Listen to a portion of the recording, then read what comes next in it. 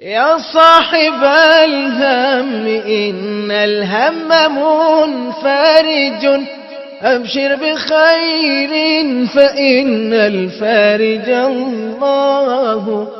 اليأس يقطع أحيانا بصاحبه، لا تيأسن فإن الفارج الله.